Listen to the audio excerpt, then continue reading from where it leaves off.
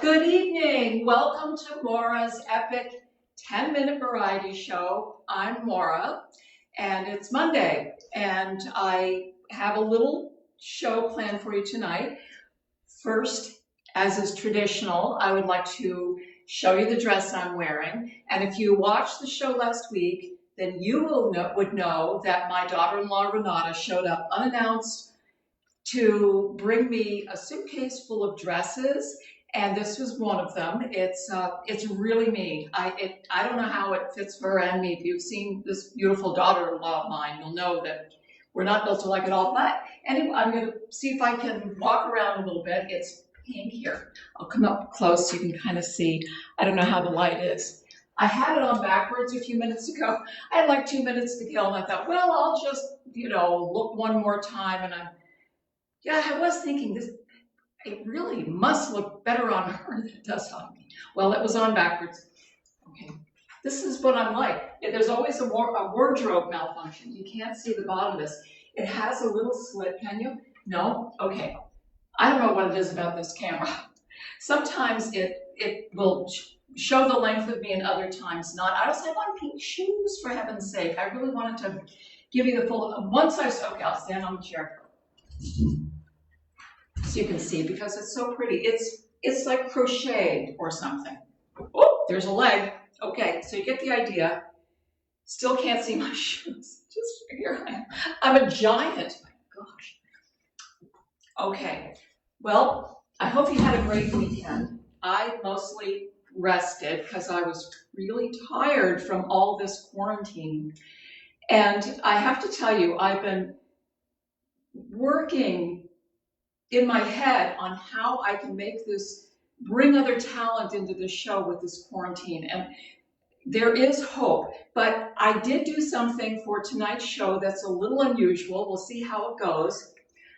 I, of course, have said before, I'm gonna sit down because I'm tired, that I'm a playwright, and sometimes playwrights write these little short, oh, there's the shoe. See, they're pink. Oh, got a glimpse. There they are. Write short plays, and I generally don't, but I have on occasion. And so I thought, what if I can record a little play, little script, one of the voices, and be live on the other? And can I make that happen? And we don't know if this is going to be entertaining or not. I don't know. You will know, and if it isn't, just shut me down. And I'll figure it out, because, views and comments, well, if all you talk about is the big dress, I'll know. I'm not afraid of this. I'm an artiste. We take risks. But if this does work, I could do lots of different crazy little things. And then, praise the Lord, one day the quarantine will be lifted and we can have some actual talent on the show.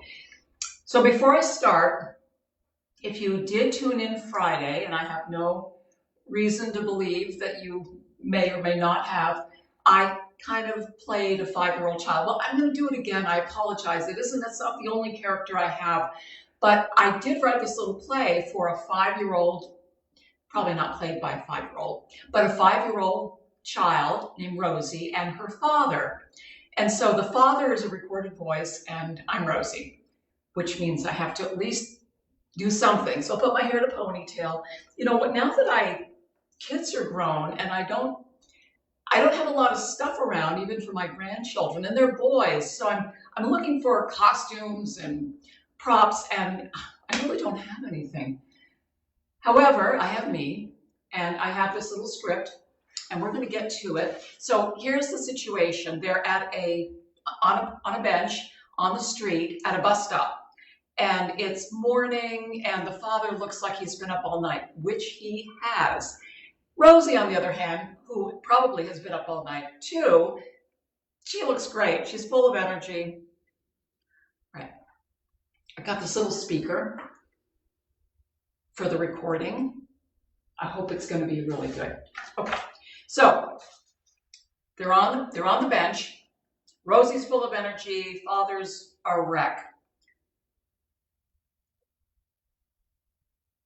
I think I'm gonna throw up. That's not honey. No more candy for me. We'll talk about it later. When are we going to tell Mommy about the car?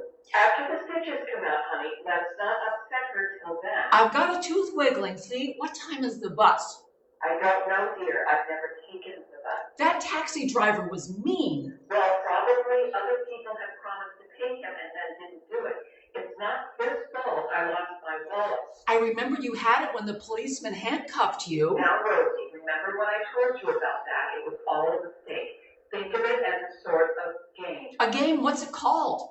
It is called Guess My Name. You would have your hands tied and then try to act out your name. Do you always hit the other player like you hit the policeman? Now, that was a mistake. I was stretching. What are we going to name the baby? Mom and I can't agree. I think we should name him Wilbur after the pig in Charlotte's Web. He looks like a pig. Now, Rosie, that's not nice. Pigs are cute. At least Wilbur's cute. The baby looks like an ugly pig. Why is he so wrinkled? You look like that one. Ew, I did not. And now you're pretty cute. Want to see my tooth again?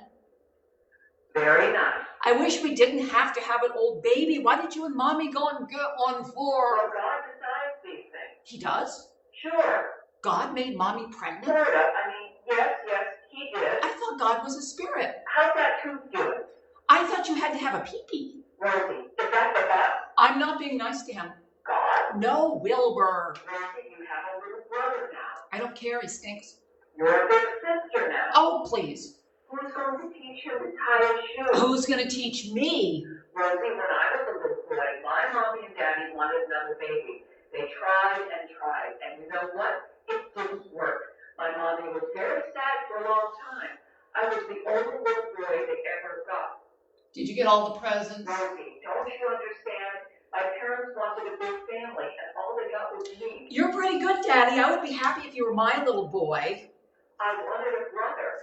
I would have even taken a sister. I know, you can have mine. That's not funny. He's going to get all the attention. Beatrice D'Angelo's mommy had another baby. Beatrice said they forget to take her to school, and she hasn't had a decent lunch in months.